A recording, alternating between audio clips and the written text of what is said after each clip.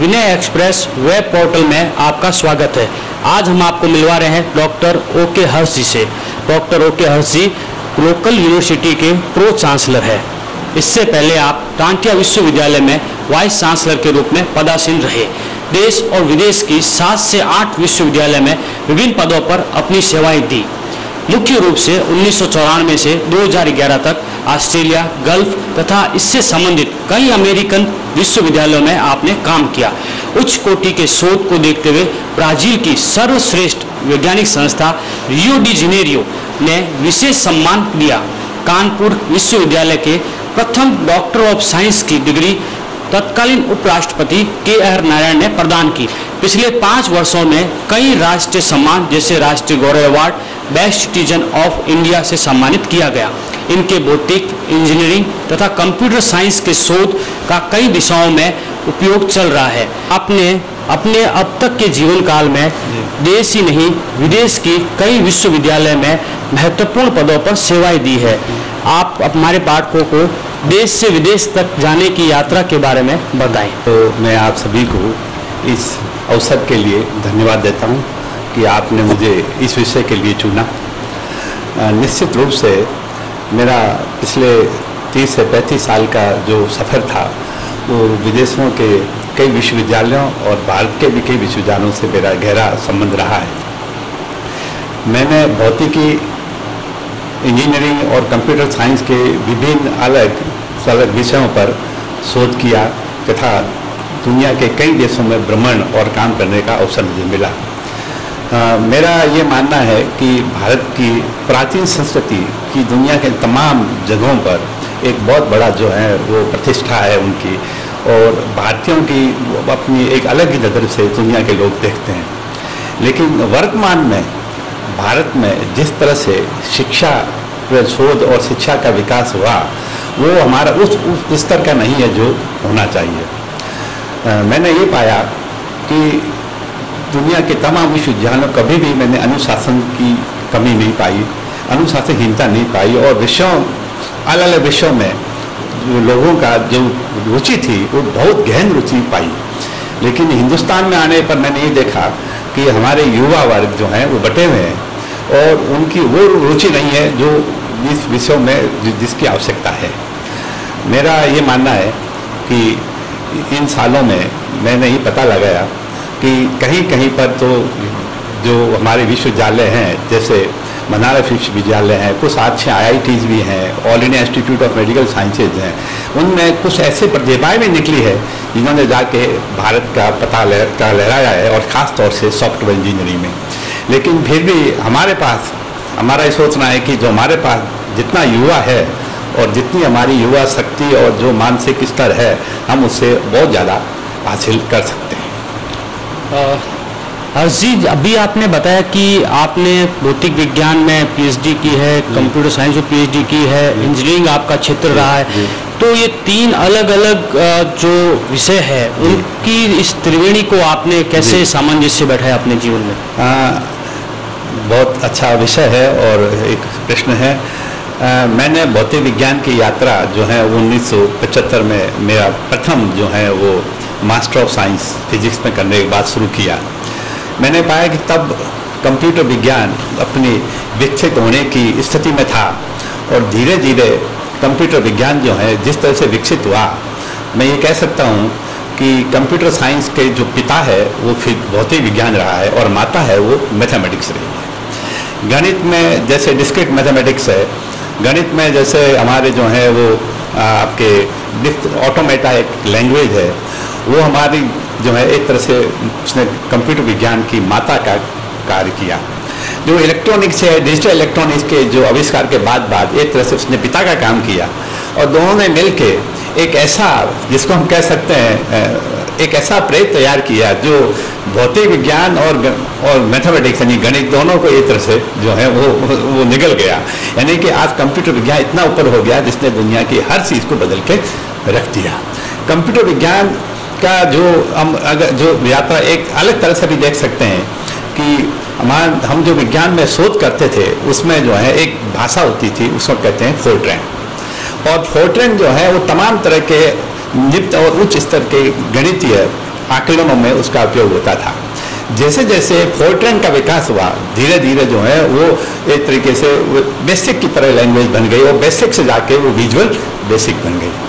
तो हमने ये देखा कि और हमारा हार्डवेयर था जो डिजिटल इलेक्ट्रॉनिक्स से शुरू हुआ, वो जाके पूरा एक ऐसी मेमोरी के रूप में, एक चिप्स के रूप में विकास हुआ, जिसको हमने कंप्यूटर का जो है वो मेमोरी या जो है हार्डवेयर कहते हैं। और उसका आविष्कार डिजिटल इलेक्ट्रॉनिक्स से हुआ है। जो उसमें लैंग्वेज है, भाषा है, वो मैथमेटिक्स के, गणित के ऑटोमेटा लैंग्वेज से हुई है या डिस्क्रीट मैथमेटिक्स से हुई है, जिसको हम सेट थ्योरी से भी शुरू कर मान सकते हैं। तो इन दोनों ने मिलकर के एक नया क्षेत्र बनाया, जिसको आज हम कंप्यूटर विज्ञान कहते हैं। मेरी रुचि जैसे इसमें भौतिक ज्ञान में आगे बढ़ता गया, डिजिटल इलेक्ट्रॉनिक्स में मेरी रुचि बढ़ती गई, और इसी तरीके से मैं जो है जब इसको इम्प्लीमेंटेशन की बात आई तो उसमें हमको इंजीनियरिंग की जरूरत पड़ी है। आज हमारे जो इलेक्ट्रिकल इंजीनियरिंग है वो कुछ नहीं, वो हार्डवेयर का एक विकसित रूप है, और इस विकसित रूप के द्वारा हम डिफरेंट डिजाइन के हार्डवेयर, डिफरेंट लेवल के हार्डवेयर हमने बना लिए हैं। इससे हमारी कंप्यूटर की जो मेमोरी है और कंप्यूटर के जो डिफरेंट फॉर्म हमारे पास आज तैयार हैं। तो इन दोनों को मिल करके हमने ये देखा कि इंजीनियरिंग ने और भौतिक और गणित बल्कि तीनों ने मिलकर एक ऐसा प्रारूप तैयार किया जो आज सारी दुनिया को बदल के रख दिया और बदलने जा रहा है। सर, मैं जानना चाह रहा था कि अभी वर्तमान समय में देश में क्वालिटी एजुकेशन पर काफ़ी प्रश्न किए जा रहे हैं। जी। तो देश और विदेश की जो शिक्षा है और जो ब्यूरोक्रेसी है, उसमें आप किस प्रकार का अंतर देखते हैं? बहुत ही अच्छा और उचित प्रश्न है और उचित समय पर ये प्रश्न है।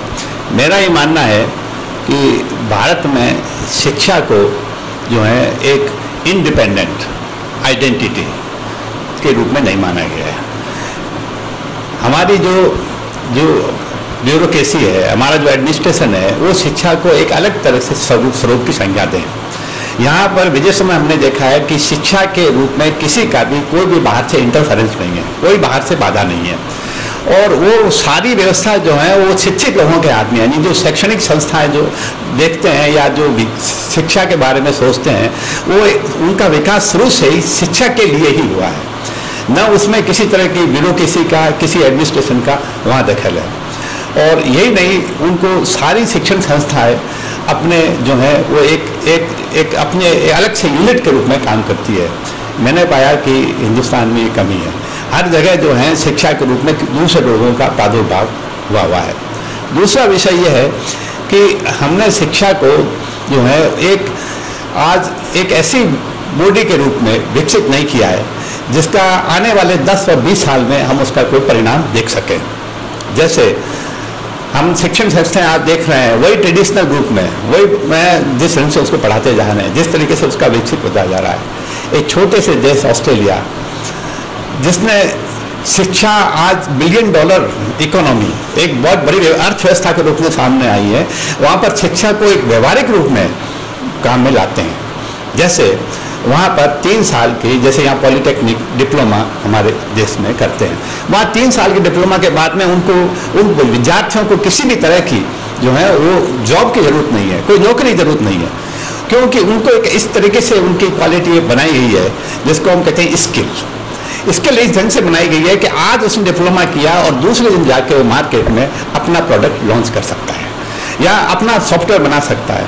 आज एक मैंने देखा प्लम्बर, जो हमारे इस समाज में जिसकी हम इज्जत नहीं करते, वहाँ प्लम्बर एक ऐसा रूप है कि 1 घंटे का एक प्लम्बर काम करने के लिए $150 से $200 लेता है, और उसका काम इस क्वालिटी का है, और इस क्वालिटी को बनाने में वो आपके कंप्यूटर विज्ञान का योगदान है, इस क्वालिटी को बनाने में वहाँ के लोगों का भी योगदान है, जिन्होंने इस तरह के जो है वो काम को जो है बहुत कुछ इस तरह से देखा, और सोसाइटी में जो है वो समाज में जो है यंग लोगों को एनकरेज किया कि वो आगे आएँ और एक क्वालिटी एजुकेशन के द्वारा समाज को परिवर्तन करने की कोशिश करें। हर्षी, भारत युवाओं का देश है। वर्तमान में युवाओं के सामने मुख्य समस्या बेरोजगारी की है। तो इस बेरोजगारी की समस्या को आप किस दृष्टिकोण से देखेंगे कि हल किया जा सकता है? क्या इसके और एस्पेक्ट हो सकते हैं? निश्चित रूप से बड़ा इंटरेस्टिंग विषय है। हमारे आदरणीय जो हैं वो प्रधानमंत्री जी द्वारा कौशल विज्ञान योजना और कौशल विज्ञान को अलग से एक स्वायत्तशासी संस्था के रूप में विकसित करना, इस बात का बहुत बड़ा उदाहरण है कि हमारे लोग इस कोशिश में जुटे हुए हैं कि हम किसी तरह से जो है हमारी शिक्षा में कौशल का योगदान बढ़ाएं। और कौशल का योगदान इसलिए ज़रूरी है कि बगैर स्किल डेवलपमेंट के हम किसी चीज़ को व्यवहारिक रूप नहीं दे सकते। मैं आपको एक छोटा सा उदाहरण देता हूँ।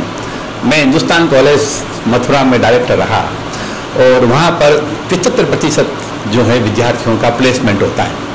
हमने गांव से लोगों को बुला करके उनको बहुत ही बेसिक शिक्षा दी, जो जैसे आरओ कैसे बनाया जाए, छोटे छोटे जो हमारे यंत्र हैं, छोटे छोटे जैसे पंखे हैं, रेडियो है, मोबाइल है, उसको हम कैसे रिपेयर करें।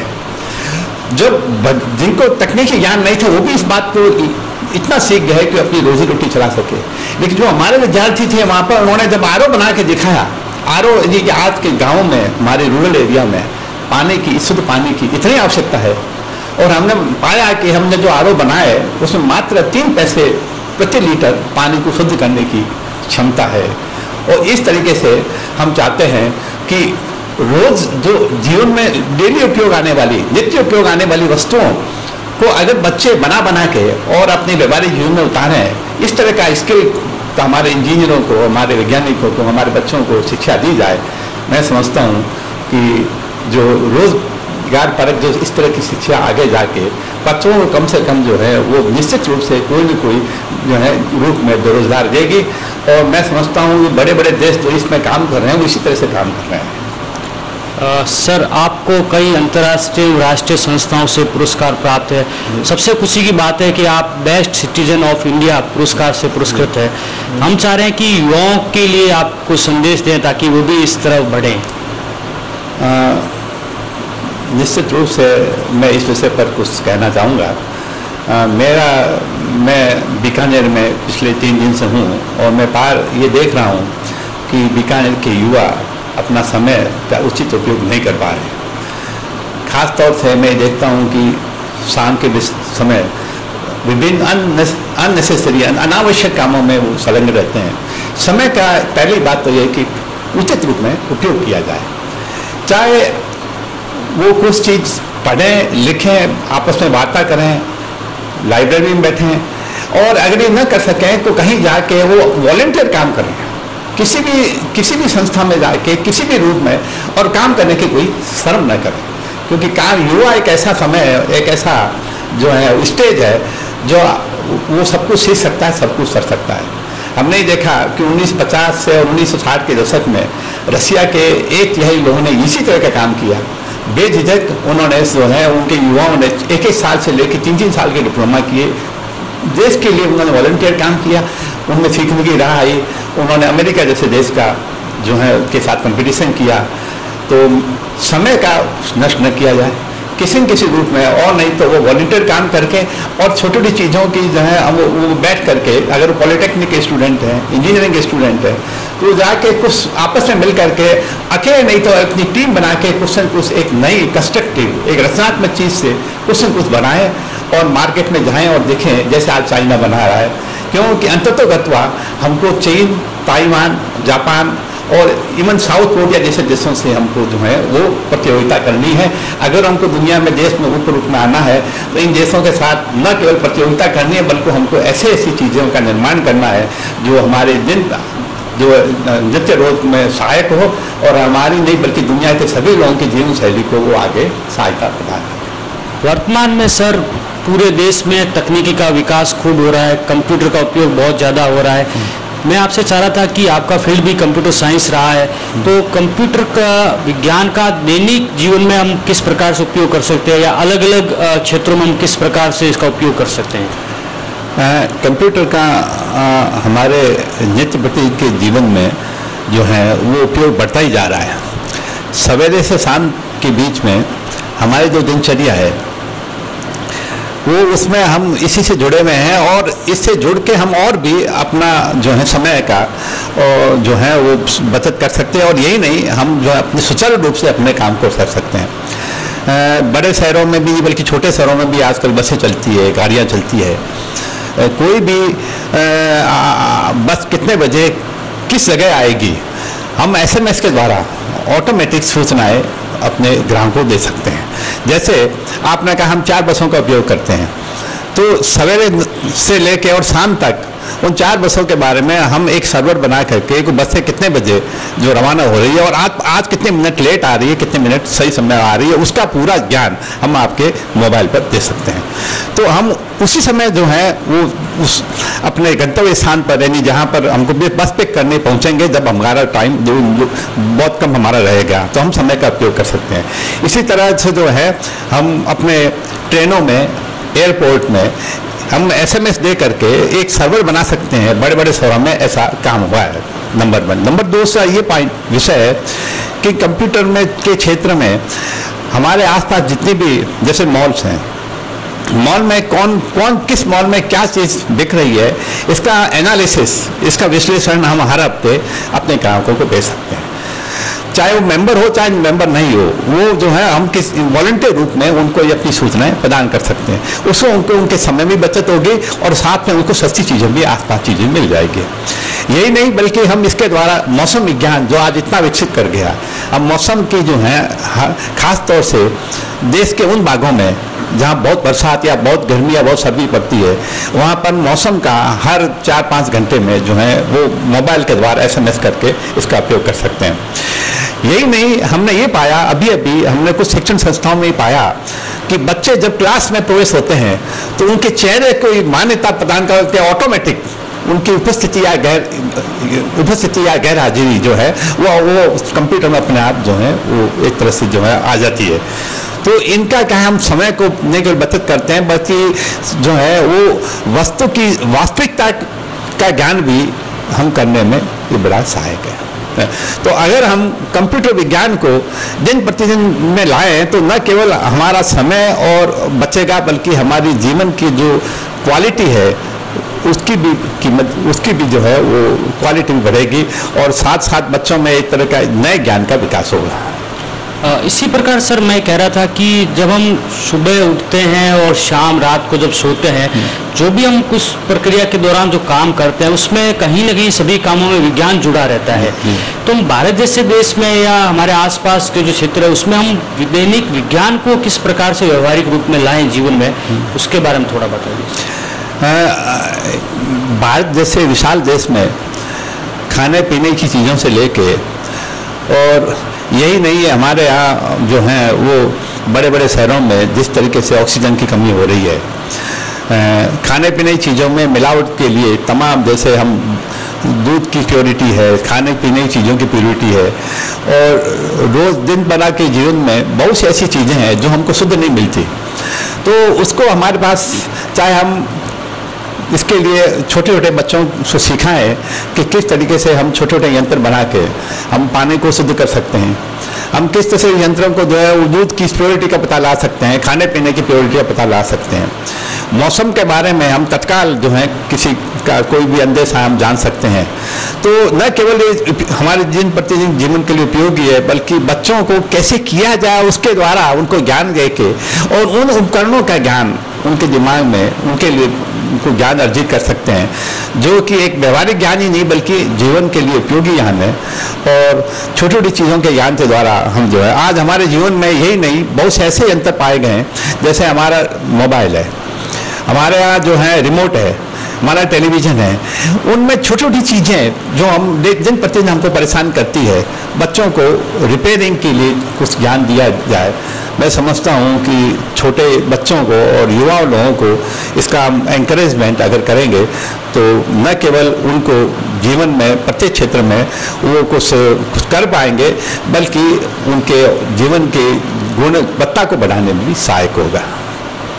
अंत में मैं विनय एक्सप्रेस तो अपनी शुभकामनाएं प्रेषित करता हूं और ये उम्मीद करता हूं कि विनय एक्सप्रेस सदैव ही युवाओं और अन्य लोगों को समाज में उच्च स्थान दिलाने में अपनी अहम भूमिका अदा करेगा। और यही नहीं बल्कि यही उम्मीद है कि वो आपको ऐसे साहित्य को जो है वो आपको प्रदान करेगा जिससे युवाओं में एक नई शक्ति का संचार हो। धन्यवाद सर, आपने हमें समय दिया, हम आपके बहुत बहुत आभारी।